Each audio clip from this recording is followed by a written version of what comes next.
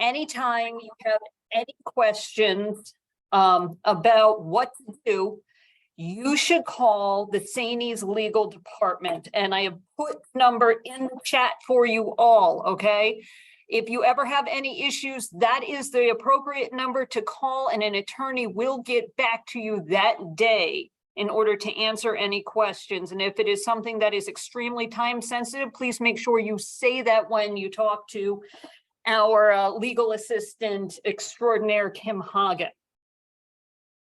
So when we talk about these matters and unit leadership, first and fundamental question that comes out, and what I think a lot of people don't understand, is the relationship of the local bargaining units versus SAANYS.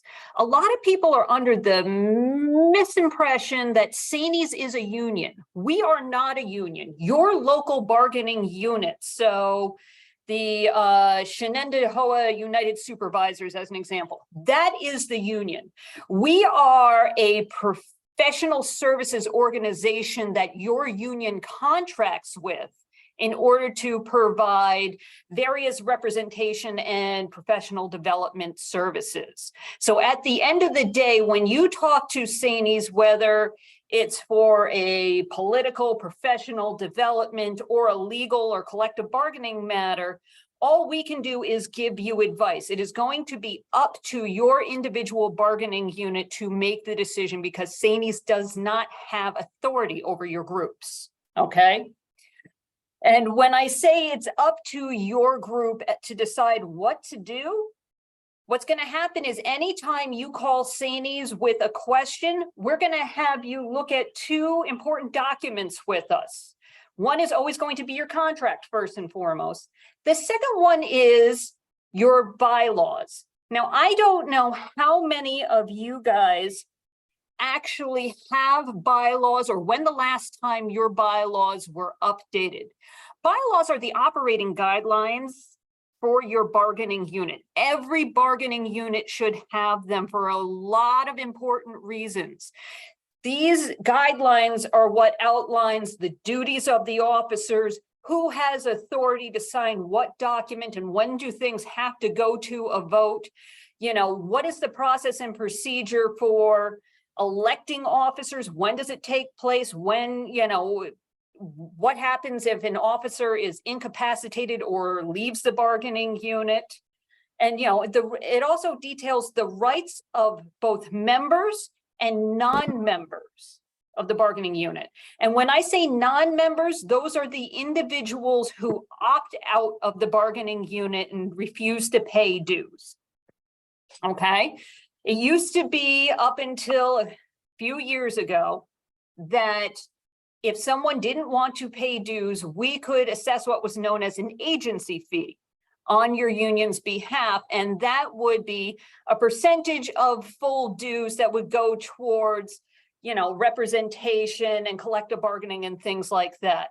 The Supreme Court in Janus versus AFSCME abolished that right. So now, if someone opts out of a bargaining unit and refuses to pay dues, they are not entitled to a number of rights and responsibilities, which I'll go through a little bit later. But at the same time, they are still obligated and bound by the terms of the collective bargaining agreement that everyone else in your union has negotiated and paid for. When we go next into how you guys operate as a bargaining unit as a whole, it's important that you keep and share union records with us. And when I talk about unit records, what the things that you need to share with us at SAANYS are your bylaws, your contract. Whenever something is signed and fully ratified, we want a full copy of it. Any memorandum of agreements that are issued, you know, in between contracts, we need a copy of. Those are all things that you as unit leaders should be sending to SAANYS on a regular basis. And quite frankly, you should be involving us in, if not the negotiations, at least the drafting of these documents, because it is quite a problem when you and the district have a meeting on a topic like APPR, and you intend for one thing to happen, but what's written is read extremely different. When it comes to the law, what is written is what controls first and foremost. So plain language is very, very important. So if you mean that there should only be 2 observations of a principal, then it should say 2 observations of a principal, not up to 2 observations or a minimum of 2 observations. Wording is very important, which is why you need to come to SAANYS for these matters. You know, there's going to be other unit records. So for example, if you are negotiating either an individual memorandum of agreement or, you know, for purposes of collective bargaining, someone should be designated as a note taker. And maybe there should be a historical record of who, you know, the terms of service for the various unit officers. Those are things that we recommend that you guys keep in a separate unit like Google Drive using personal email accounts, not your district email accounts. And that way you can just hand it over from unit president to unit president over the years. Because quite frankly, we have encountered many, many times situations where we are looking for the intention of a certain provision because, again, the language wasn't clearly written in the first instance. And it either comes out to 2 things. One, it is, oh, well, you know, that happened 3 unit presidents ago, and when they left, we just kind of chucked out, you know, boxes and boxes worth of records. Or, oh, I have an attic full of banker boxes full of unit stuff, and, you know, I don't even know where to begin to look on that. So, you know, keeping the unit records and handing them down over time and making sure they're kept in an organized fashion is going to be very beneficial to your members at any given time. The processing of unit and affiliate dues. So what some of you may or may not realize is that you, as your individual bargaining units, if it's outlined in your bylaws, can charge dues to your members in addition to the SAANYS dues. All right, as unit president or treasurer, depending on how you outline it within your bylaws, those are the types of things that whomever is designated to be in charge of that needs to come and coordinate with SAANYS and get through the rapid renewals, make sure that we get everybody's salaries in addition to just the, you know, demographical information for your members. Now, you know, as you know, our dues are based on 0.006 of a member's individual salary, capped at $600 a year. So oftentimes we will hear from people that, you know, well, I'm already at maximum dues, so I don't need to provide SAANYS with the salary for the, you know, this current year.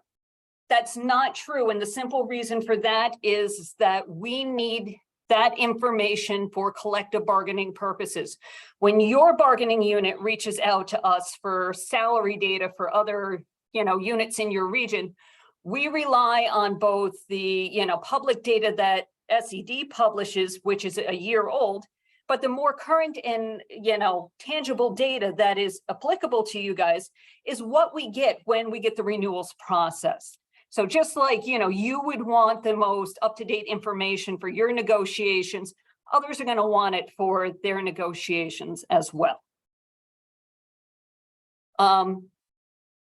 When we talk about potentially having unit and SAANYS dues in that, SAANYS takes the position that this is all for one and one for all. And what that means is sometimes we get phone calls from individuals who have a grievance with their unit president, or they don't like a decision the unit made, and they say, we're not going to pay our local dues, but we are willing to pay the SAANYS dues for this. And we will tell them no. We will say that because we represent first and foremost the unit, that they have to pay the local dues in addition to the SAANYS dues if they want to be a member. Now, what we would ask of you as unit leadership in turn is to take that same stance with us. If an individual wants to pay local dues, so they have various rights under the contract and they don't mind the fact that people are, donating the money towards a scholarship fund or something like that, but don't want to pay the SAANYS dues because they believe that I'm never going to get in trouble. I'm never going to need the SAANYS legal help.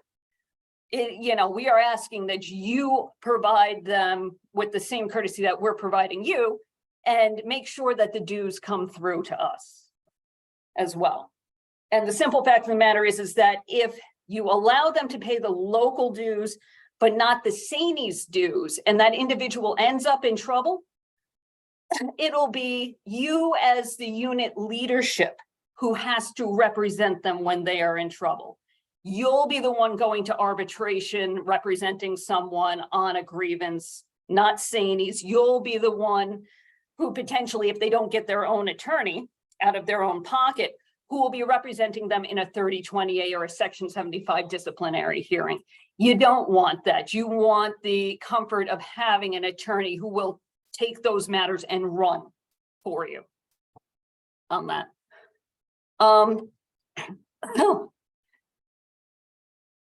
If you do decide that you are going to have local dues, all right, and I've seen them anywhere from $20 a year per member to almost $400 per year in certain parts of Westchester. If you do that, it is important that you as unit leadership make sure that you have your own tax ID number, you have your own bank account, and that you also, make sure you do the necessary tax filings every year, or else the IRS will come after you. Now, when it comes to setting those things up, we can assist you in the SAANYS office. So again, call the legal department and we can get you all set up to make sure you're doing this correctly. Can a unit member opt out of local dues if it is in the bylaws? That's a good question.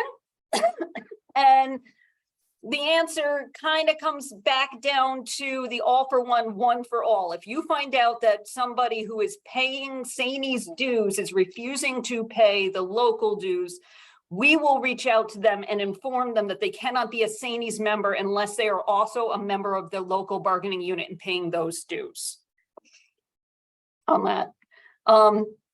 As unit leaders, it's important to, in accordance with the bylaws, have regular meetings, have open and honest communication and discussions, and support one another. So, it's a good idea to create that camaraderie and, a sense of community that comes with being in the same bargaining unit. You guys are all there fulfilling the same mission for the same school district. Let's, make sure that everybody feels that they are a part of it. So, again, in the bylaws, you want to outline the roles and responsibilities of officers. I am going to tell you that you should always have more than one officer. And I know that there are some units out there that are only 3 people or 2 people even, because you only need 2 people to form a bargaining unit, okay? But you need to have multiple officers for the situations where the person who is elected unit president is either in trouble, or let's say they take on extra work so they get a stipend. You don't want that person being accused of self-dealing. So you want another officer to be able to sign off on those types of agreements. And that, as officers, you guys lead and manage the unit business. So that is, labor management, regular conversations with your central office. Maybe there's a contractual issue that you have to raise, or maybe it's just a communications issue that's going on that you need to handle. You have a directive from, assistant superintendent for pupil personnel telling you to do something with CSE meetings that is in contravention to the way it's always been done. Maybe it's not a legal issue and it's perfectly fine to do, but there could be very good reasons why it should not be done that way. So it's, your job as unit leaders to actually bring these matters to the attention of district, leadership overall, and explain the position of your bargaining unit members. in that. You also, as officers, are going to be representing the unit as a whole and your individual members. So if you have a unit that is very largely probationary, which happens, and you are the officer by virtue of the fact that you're tenured, quite frankly, it's going to be up to you sometimes to throw down, the gauntlet with the superintendent when they're doing things that make your probationary members uncomfortable, or they're violating the contract on behalf of the probationary members. You can come forward and say, I, as unit president, on behalf of the bargaining unit as a whole. That's your shield, and that's your member's shield as well. You are the officer and you are pushing back, on behalf of the group as a whole and the people who do not have the tenure protections to be able to speak up comfortably for themselves at that point in time. Any decisions you make as a unit officer really has to be consistent with your bylaws, okay? So there are situations where individuals will, where a unit officer could sign off on a memorandum of agreement. And there are times when things need to be brought to the unit as a whole for vote. You need to sometimes look at your bylaws to determine when can you, as a unit president or, the unit executive committee, sign off on a settlement versus when you have to bring it to the group as a whole. And there is no right or wrong answer for any bargaining unit. So, this is what is going to work for your group and its comfort level. I can tell you that there is a group I work with on a regular basis who a couple of years ago redid their bylaws to bring anything that does or could impact the unit as a whole or a majority of its members must be brought for a vote. And then there are others that don't even say that the contract extensions need to be brought for a vote. So, you have to be very, very specific and careful and thoughtful in how you make those decisions within your bylaws.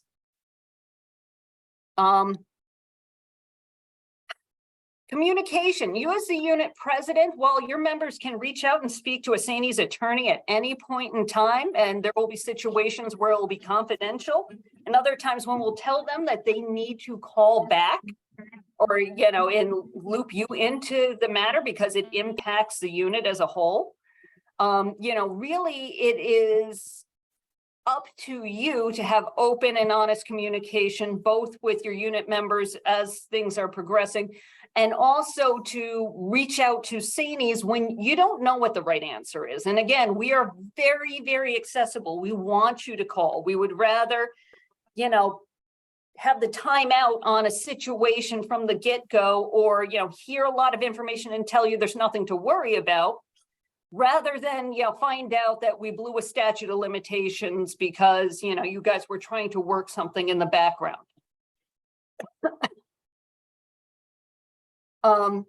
Now, when you communicate both with SAANYS and with your unit members, I am going to caution you very strongly against using any sort of district equipment or district emails. So that means, be very careful when you text using a district issued cell phone. Your personal cell phones are absolutely fine.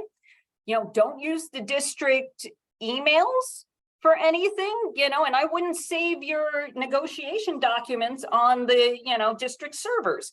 We had a situation where a bargaining unit came on board with us because under their prior representation, they used their district emails for purposes of negotiations. And because there's no expectation of privacy on district-owned computers or, district-owned emails, the district went in and very legally, even though I would call it ethically questionable, went in, looked at all the emails between their employees and their representation. Oh, Gary, I got your answer. But they went through and they found out what the bottom line was for the bargaining unit in negotiations. And they basically said, that's your bottom line. We know that you aren't going to take any more. And so that's all we're going to give you. So don't stab yourself in the foot. Don't have any sort of confidential stuff, on district communications. So now I have two different questions about cell phones. What I will tell you is so the two questions is, how does SAANYS protect you, from if the district wants your personal cell phone? And the second question is, if the district gives a stipend to members for cell phones, does that give the district the right to text sent from these personally owned phones? So the answer to the latter question is no. The district does not have the right to your personally owned cell phones, even if they give you a stipend to use them instead of issuing cell phones. Okay. The simple fact of the matter is that this is a personally owned issue, device. I didn't get your message. And if you are not going to follow through on it, they can't compel you to turn it over absent a subpoena from a court. Okay. So there may be points in time where, maybe you're conducting district business on your personal cell phone and the district gives you an order not to destroy any, communications that you might have on your personal device, but you can't be compelled to turn it over without a subpoena from a court. And, if that ever comes up, you should definitely call us and we will intercede. And so the follow-up question that comes from that is, can the district mandate or direct us to use our personal cell phones for communicating with them? That is a topic of negotiations. So what I would tell you is that if you get that directive at any point in time, you should let us know so we can impact bargain. But in the meantime, what you need to do is, comply with it so you're not insubordinate. But we would absolutely push back and say, no, you have to, issue a second phone for that. So also as officers, I don't know how often this happens for you guys, but under the civil service law, the district is required to let you know when you have a new member that has been hired and to give you an opportunity to onboard them into the bargaining unit, which means that you can give them a copy of the contract, explain, what the unit is, explain your relationship with SAANYS, and give them the forms to fill out.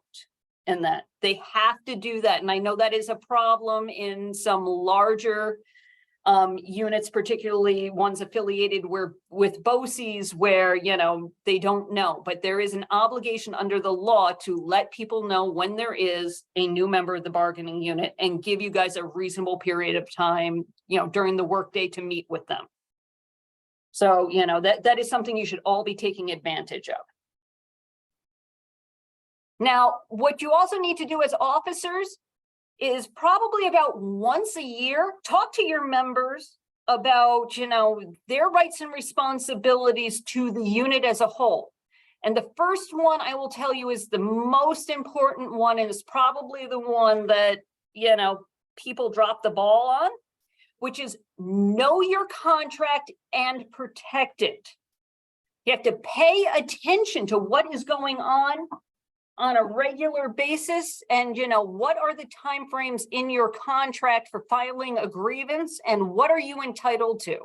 So every year you guys should be getting a salary statement. You should be looking that over to make sure that the appropriate increase has been applied, that the longevities are there, that all your leave accruals are looking correct. And then, you should also be looking at what your insurance premiums are any given year, and making sure that what they're telling you they're deducting actually matches up with what they are supposed to be under the contract. So I'm going to give you a couple of really quick examples of things that have happened and have been the subject of some legal disagreements in various districts.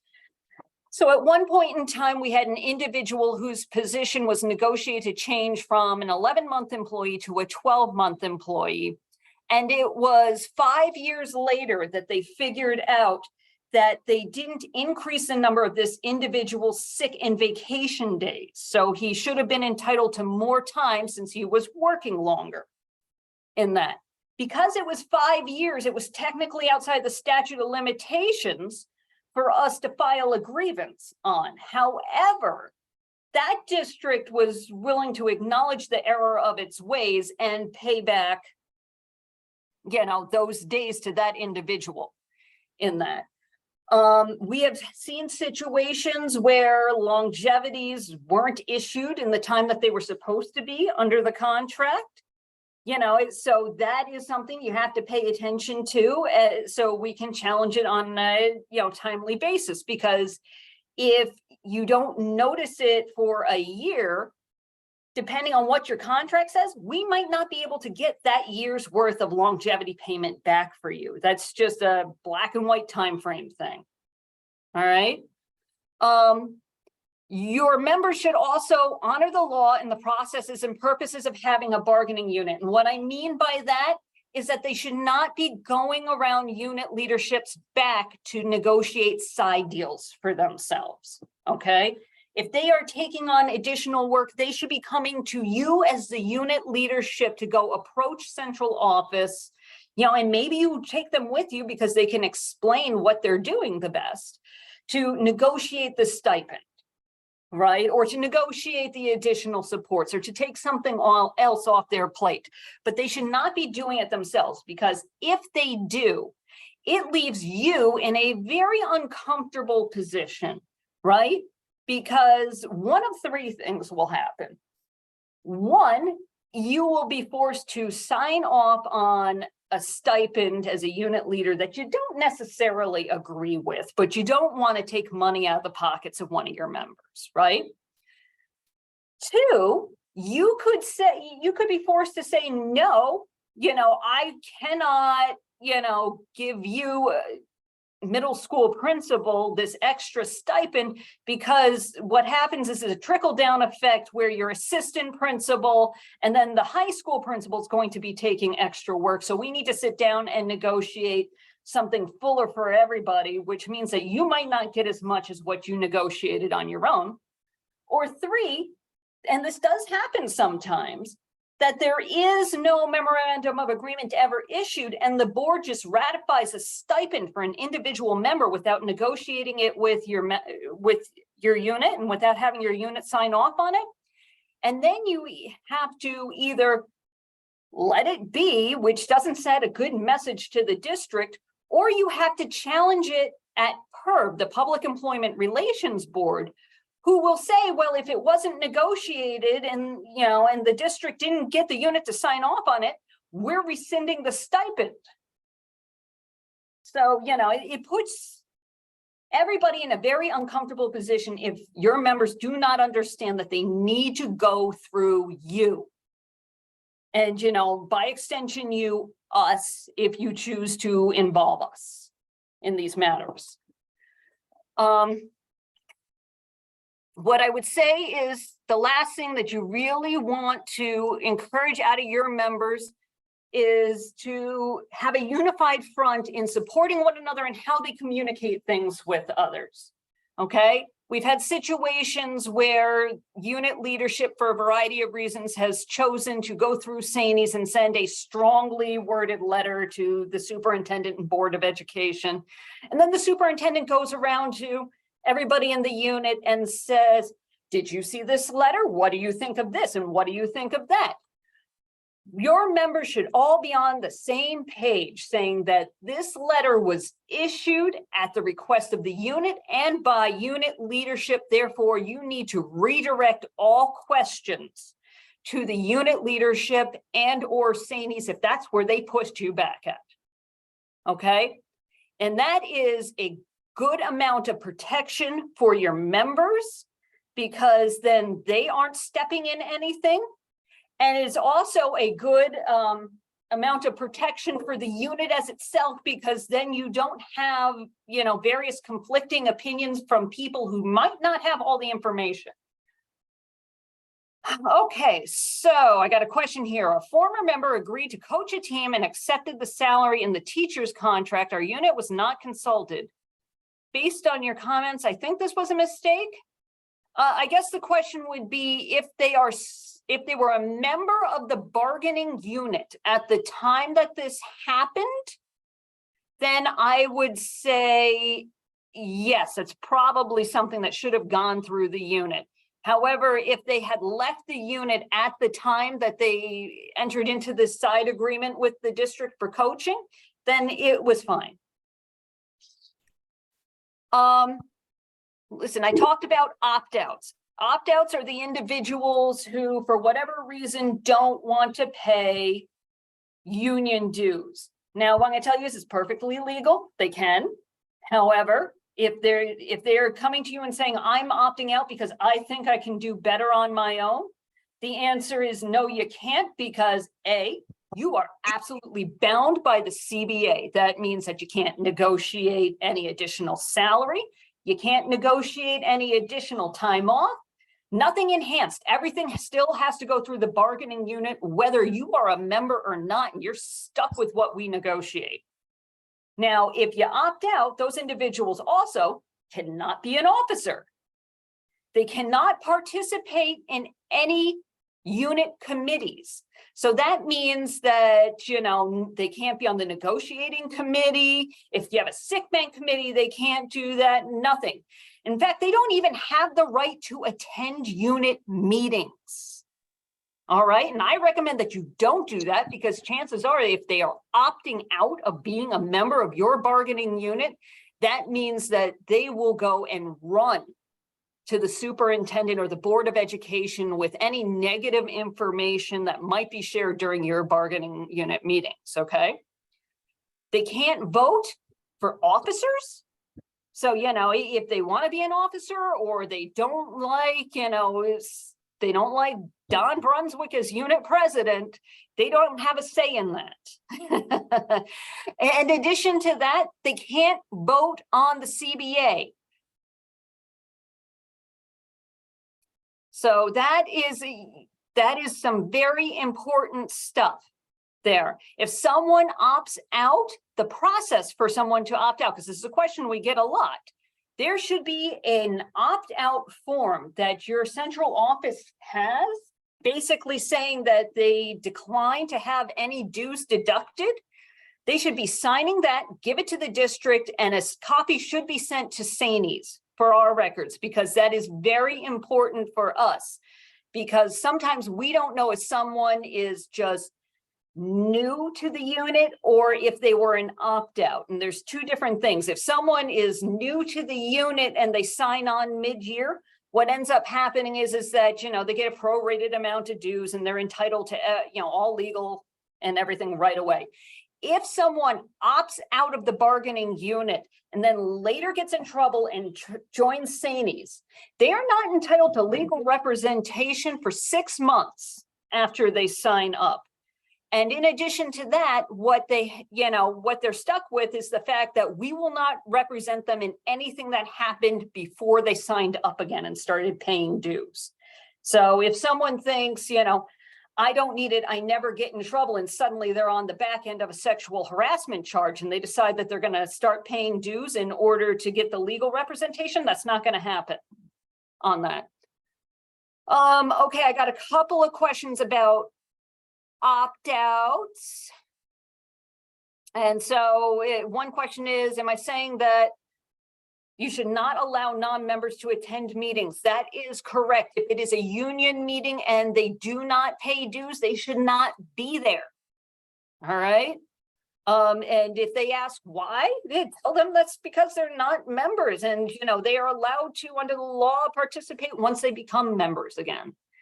Another question is, our district currently gives other units time to meet with their members right after the superintendent's conference day, but will not give us the time to meet. We're spread out all over as a BOCES. Seems like they are keeping us from meeting with our members. Can this be addressed? Yes, absolutely.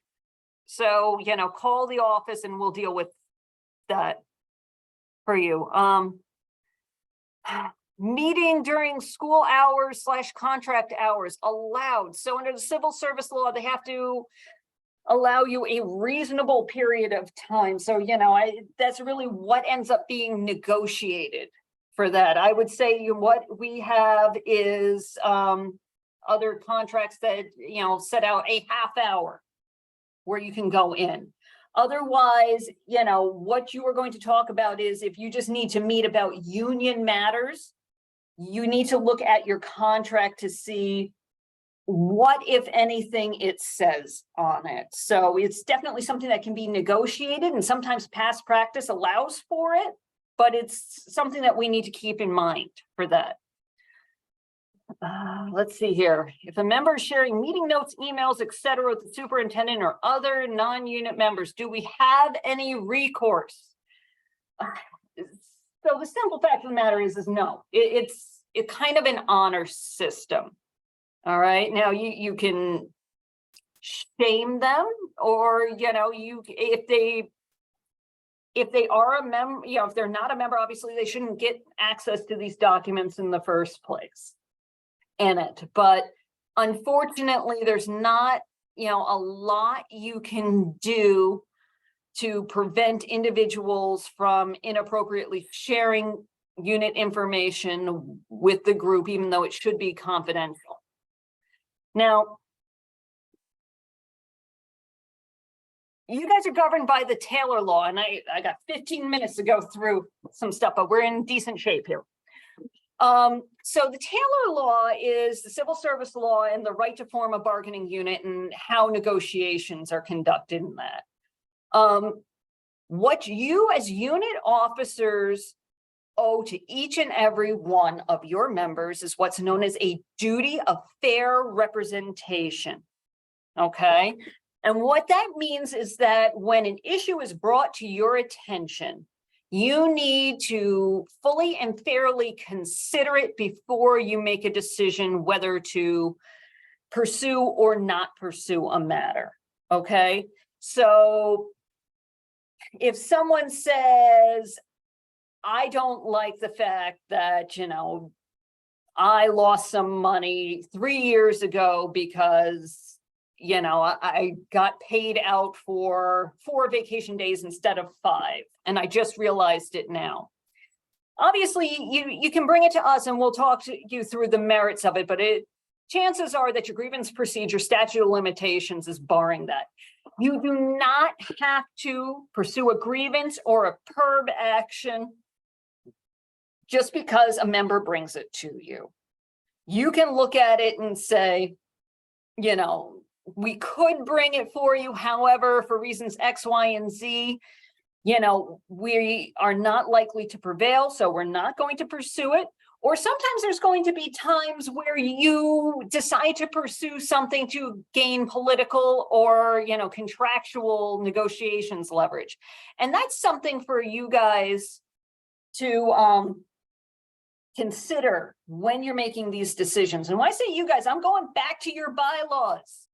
Does it state who makes the decision whether or not to bring a grievance? Is it your executive committee? Is it just the president? I know of certain bylaws that actually have a subcommittee that is just for grievances and PERB actions. So you convene them and they decide what to do with it. What I will tell you is that in those situations, oftentimes starting the first grievance is a very time sensitive thing. So you may have us start it right away. And when that happens, we are, you can always bring it to the executive committee, the full committee, whatever is in your bylaws to make the decision whether or not to advance it. Really, when it comes to grievances and PERB actions, it's going to be that last final step, whether it is a hearing at PERB or an arbitration that, you're really going to want to put the careful thought into, whether or not you prefer you do it. I see there are a lot of questions in here. Similarly, what I'm going to tell you with the duty of fair representation is that if you have that one unit member who's a nag, they bug you all the time. They want to fight about every little thing. and you're just tired of them. You want to shut it down. You want a peaceful, harmonious relationship with the district. You just want to work together.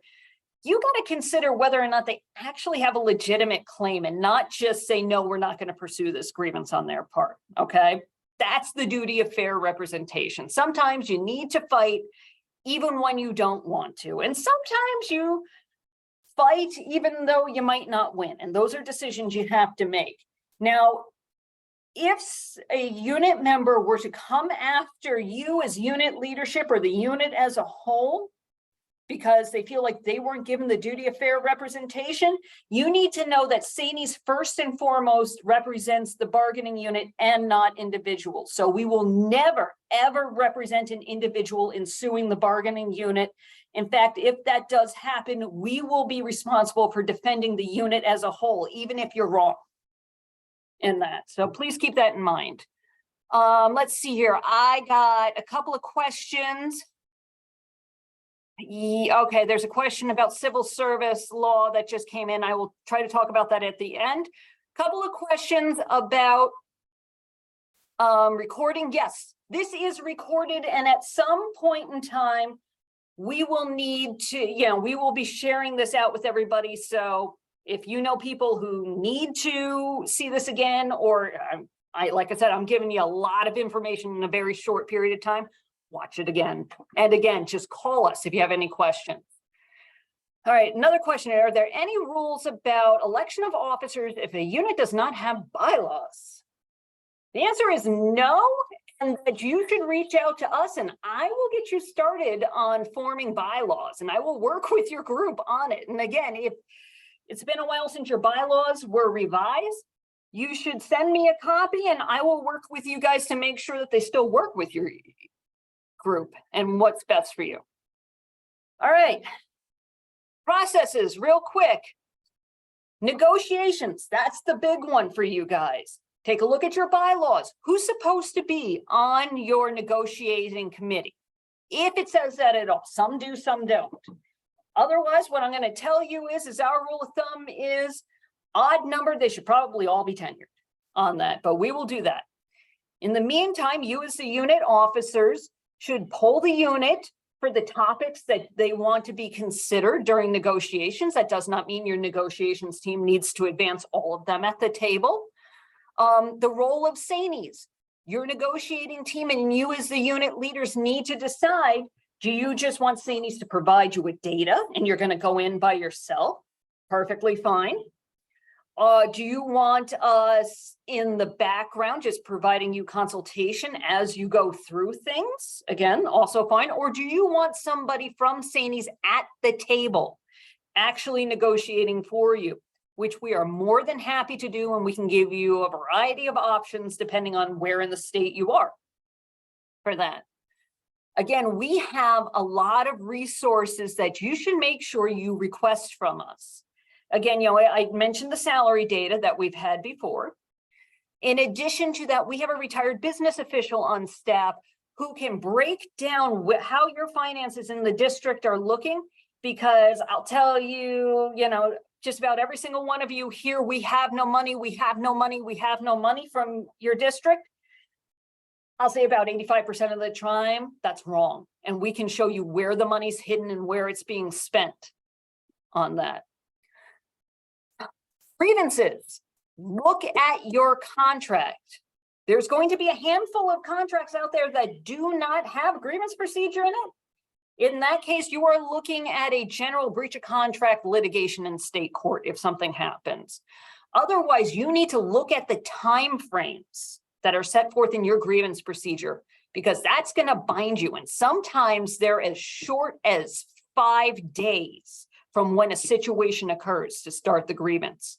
So, know that time frame, pound it into your members' heads that they need to let you know right away if they think the contract's been violated, because we don't want to mess up a time frame and lose what would otherwise be a great case on a technicality on that. Improper practice charge. Now, an improper practice charge is the Public Employment Relations Board. Now, those are matters that are not in your contract, okay? But are still New York State public employer-employee relationship matters. So we're talking about transfer of your bargaining unit work. You guys should not be, having interim upon interim upon interim, or having a teacher on special assignment coming into one of your unit, positions without either a memorandum of agreement outlining the terms and saying that this work's going to come back to the group, or, some sort of other negotiation. And if they do, you have 4 months to challenge this transfer of bargaining unit work at PERB. All right. And that's something that I will tell you 9 times out of 10 gets resolved in, something that's amicable in that. Improper practice charges also tend to be for what's known as past practices. Past practices are things that are not in your contract, that are known to both parties, and have been a continuous and uninterrupted practice for a period of several years. Now, the most common example I can give you is inclement weather days. So, you've had for the past 10 years, whenever school is closed, you don't have to report to work. Not in your contract, but that's just how your last superintendent operated. You get a new superintendent who suddenly says, hey, you got, the snow is going to pile up on Tuesday. I'm going to anticipate closing school, but you guys have to report to work. That is not the case. That is a clear example of a past practice, and we will bring that to PERB in order to enforce that past practice as if it was a contractual term. And that now, if it was a situation where sometimes you got the snow day and sometimes you didn't get the snow day, that's not really a past practice. But call us and we can go through it on a factual analysis with you. The reverse of that is what's known as a right of reverter. So let's say that the contract says you get all snow days off. Very clear in the contract. However, you've had a good relationship with, your superintendent, and he's asked you to come in a couple of times during the snow days, and you've had no problem with that, but now you do. You have the right to say, no, the contract says we get the snow days off. Therefore, we're reverting to what the contract says and we're not coming in. Similarly, if it says that you do have to report and, the superintendent's previously given you the days off and he says, no, now you have to come in, they can do that. It's what's written is what's controls and that.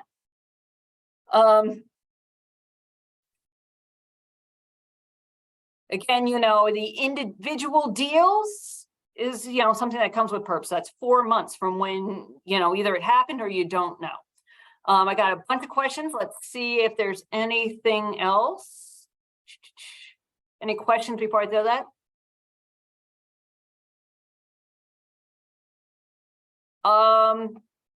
Maybe. So the question is, it says that you guys should be sharing the bylaws with SAANYS. What happens if you guys don't know what your bylaws are? If you reach out to us, we'll let you know if we have it. If so, I'll share it with you. Not a problem at all. And if we don't have a copy of your bylaws and you as unit leaders don't have a copy of your bylaws, then we'll talk about getting you set up with a committee to draft new ones on that. I have heard no money once and said, well, maybe we can reduce work hours, time or money. Yes, Mark, that is a good point. Not every negotiation is, limited to money. There are other things to consider as well. Sometimes we will file a grievance and an improper practice charge at the same time. And what will happen is that the improper practice charge will sit on the back burner to see what happens with the grievance first. But it is a good idea just to let SAANYS know, and we can just guide you as to which is the best way to go on that. Sometimes we will need to go to court on certain matters. And that's what's known as an Article 78 proceeding, okay?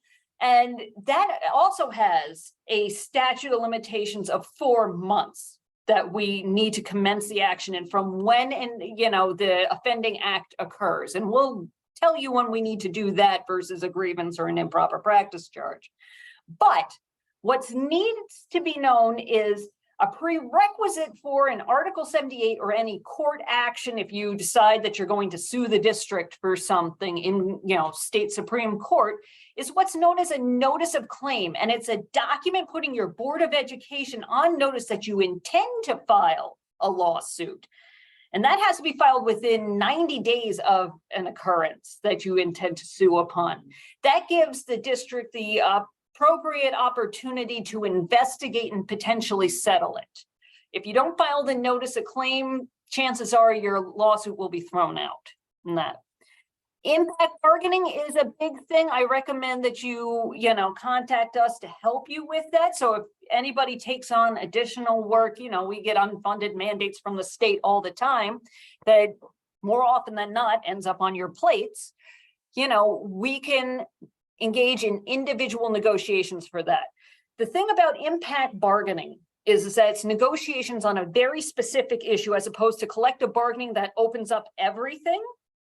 This is just about this one issue. So you can say, we lost an assistant principal. So, the individuals who are at the high school are doing more work. So we want to impact bargain so we get extra compensation or more secretarial support or whatever it is that you're looking for in order to compensate for the fact that you guys are doing this additional work. That's perfectly fine, but the district can't say, okay, we'll give you guys each an additional $10,000 to make up for the loss of that assistant principal, but we also want you to take a 2% increase in your health insurance. No, it doesn't work like that. This is limited solely to this issue on that.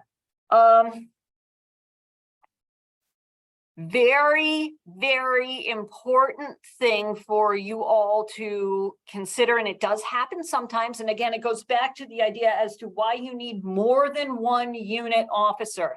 I hate to say it, but occasionally we do have situations where there are member-to-member conflict within the same bargaining unit.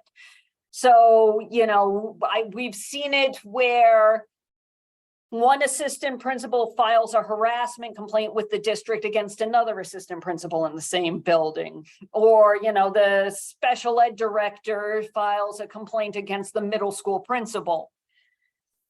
In those situations, it is important, A, to contact SAANYS because we can have separate representation assigned to both of those individuals, but you also want to have the multiple officers. So in that situation, you have, let's say the president handles the special ed director and the vice president handles the middle school principal. And that way, they each have their own independent representation and they can't claim there was any sort of favoritism or conflict of interest, if things don't go their way in that. So again, what I would say is that what you need to do is, reach out to us, but we'll also guide you through all of these things. Now, you have, what role does the executive board play with respect to member personal issues? I'm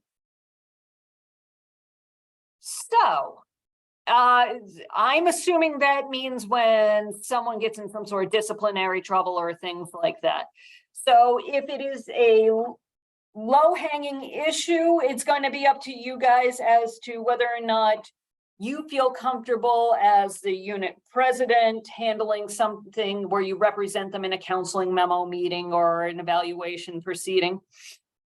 The other piece of it may be that you want someone from SAANYS, but you don't want a lawyer because once you bring in a lawyer, they bring in a lawyer, right? There's going to be times where you just want a lawyer and you want to back the heck out unless the lawyer tells you that, we need you to do something for us. Okay, so that's going to be a matter of determination that is made between the impacted member, you as the officer, and then also, SAANYS and that. So we can, that's a day-by-day thing. All right.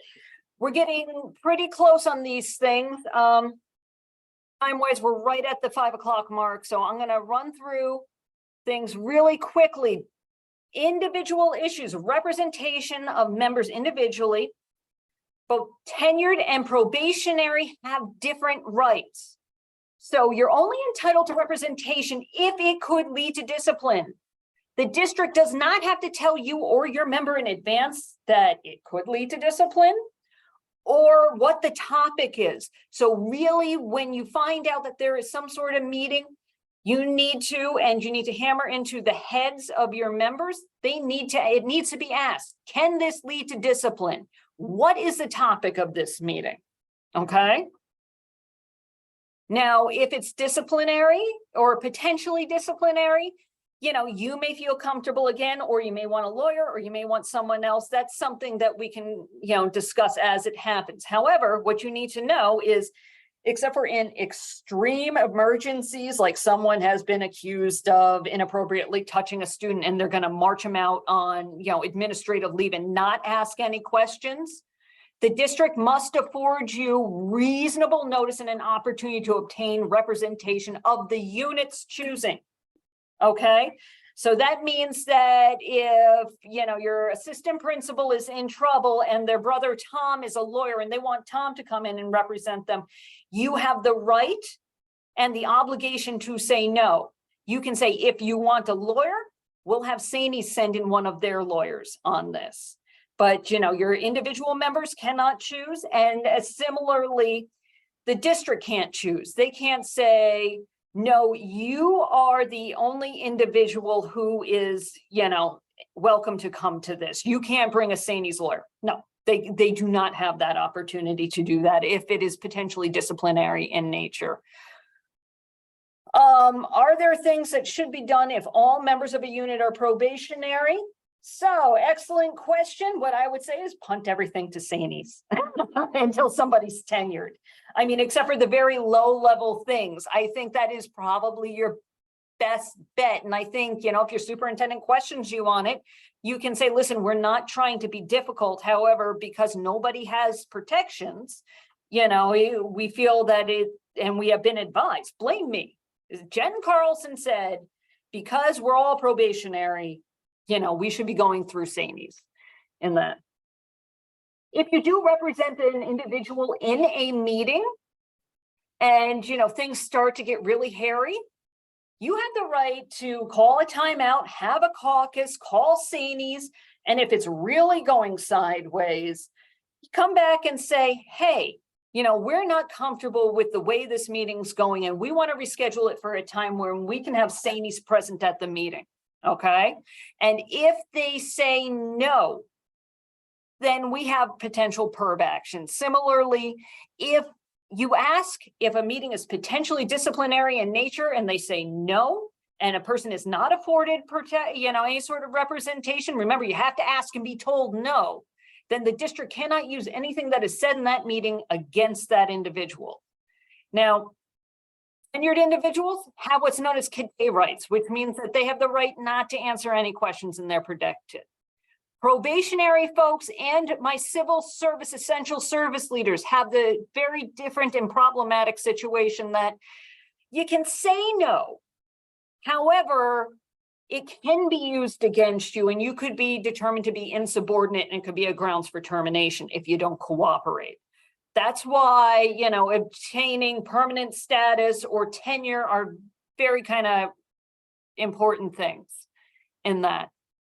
And you know what, even if the district tells you, well, it's not really disciplinary or you're not the target, you're just a witness, ask for representation anyway, because 9 times out of 10, the district would rather have representation than potentially face a litigation down the road on that. So going down through this, if someone really gets into a real jam and it's disciplinary procedures for them, 3020A for your tenured certificated administrator, section 75 for your permanent civil service folks, or sometimes you have contractual provisions for alternate disciplinary procedures. I tell you right now, you guys should not be handling those. Those should be in our laps at that point in time. Okay, and we may ask you to wrangle up some information or get us in contact with some witnesses, but we will always take the lead on those things. Okay, these are very important job protected processes in that.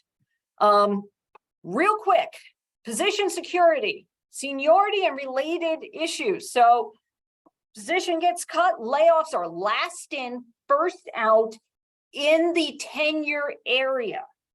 Okay, so if it is, you have one tenure area in your district and they cut, the middle school assistant principal position, that middle school assistant principal might not be the person who's going. Okay, it's going to be the least senior person in the tenure area. And again, I'm giving you broad principles. There are going to be nuances that you should be calling us on in this. Conversely, it could be a situation where, a position is cut and everybody is, in distinct tenure areas, in which case it is going to be much more clear as to who's being let go. Recall for your certificated positions, that is going to be several years worth, and it is whoever is the most senior in the district, not just in the tenure area. So it includes teaching time. So if you cut 2 assistant principals and the least senior out of the 2 maybe has only been an assistant principal for 1 year, but had 10 years of experience in the district as a teacher, they are likely going to be recalled before the person who had no teaching experience in the district, but had 3 years as an AP. Okay, that's just kind of how it works. Again, for your certificated folks, they have to offer the position to you every time it opens until the expiration of those years. For your civil service personnel, it is 4 years and you only get 1 bite at the apple. If you say no, they don't have to offer it to you again on that. Tenure-wise, if you have an individual who gets approved for tenure, okay, at the, let's say the June meeting for, effective July 1, that's still a 30-day window where someone can get in trouble. And so they have to keep their head down. We've seen it happen even very recently where someone was approved for tenure and then it got yanked out from underneath them because of complaints that were made by the teachers, a week before tenure was supposed to take effect. So keep that in mind with your members on that. Privilege, right to confidentiality. Here is what I'm going to leave you with. Other than, again, a reminder, call us if you have any questions. There is no unit president member confidentiality. So if there comes a point in time when any of your members gets in trouble, and let's say it's a criminal thing, and they start confessing to you, oh, you're my unit president, I'm going to tell you everything, you stop them. Because if the district finds out that this individual confessed what they did wrong to you as the unit president, you could be subpoenaed to testify about what your member told you. So if it is something that is very serious, you say, all right, I've set you up. Here's the time that you're going to talk to a SAANYS lawyer. I'm out of here. All right. That way you do not have to potentially testify against one of your members, and any confessions that they make are covered by the attorney-client privilege in that. How are we protected from retaliation as officers? I am assuming that you mean by the district. And so that is a PERB charge potentially, or it's called union interference. So if we can very clearly show that you're being, picked on because you are advocating for one of your members, we can go to PERB and establish that. We can also file, harassment complaints internally with the district to handle, these types of members, bring it to the attention of the board and that. I appreciate everybody sticking around late for me. Does anybody have any other questions? And again, I do urge you all to reach out, if you have any further questions. I did see a question about, if you had issues with the bylaws, yeah, absolutely, just reach out to me and I'll help you guys with that. Not a problem.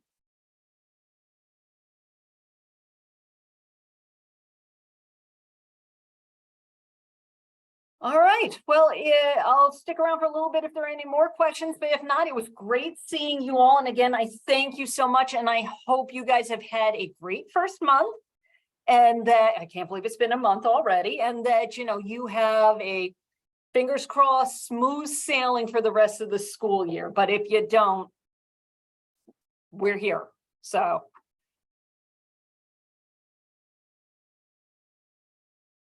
Thank you, Jen. You're welcome. Thank you. Thank you guys for coming. I appreciate it. Where are we able to see this on tape again? Okay, so it is being recorded right now. It will likely be posted on the website within the next couple of days, and we'll send out an email notice to all of you.